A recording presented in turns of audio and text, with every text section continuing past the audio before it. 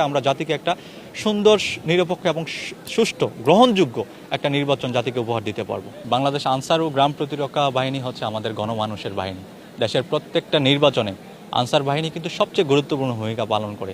আমাদের নীলফামারী জেলায় আমাদের মোট ভোটকেন্দ্র 562টা।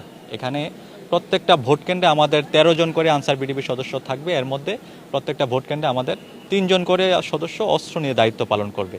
এই 3 জনের মধ্যে একজন সেকশন কমান্ডার, সহকারী সেকশন কমান্ডার এবং একজন প্রিজাইডিং অফিসার। এটা হচ্ছে আমাদের বাহিনীর হিস্ট্রিতে প্রথম যে আমরা প্রিজাইডিং অফিসার নিরাপত্তার জন্য সার্বক্ষণিকভাবে একজন অস্ত্রধারী আনসার সদস্য থাকবে। তো আমাদের কাজ মূলত এই 13 জন আনসার সদস্যর কাজ হচ্ছে ভোটকেন্দ্রের ভিতরে অভ্যন্তরীণ আইন শৃঙ্খলা রক্ষায় কাজ করা। এর বাইরেও আমাদের প্রত্যেকটা ভোটকেন্দ্রে, প্রত্যেকটা ইউনিয়ন ওয়াইজ আমাদের কিন্তু আপনার স্ট্রাইকিং ফোর্স থাকবে, ব্যাটালিয়ন আনসারের।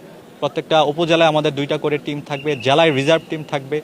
তো এই স্ট্রাইকিং টিমকে আমরা বিভিন্নভাবে সহযোগিতা করব। যদি প্রত্যেকটা ভোটকেন্দ্রে কিন্তু আমাদের 2 জন করে সদস্য আপনার এন্ড ইউজার হিসাবে কাজ করবে। তাদের কাজটা হচ্ছে যদি ওই ভোটকেন্দ্রে কোনো ধরনের কোনো অনিয়ম ঘটে থাকে তাহলে আমাদের ওই এন্ড ইউজার যারা আছে তারা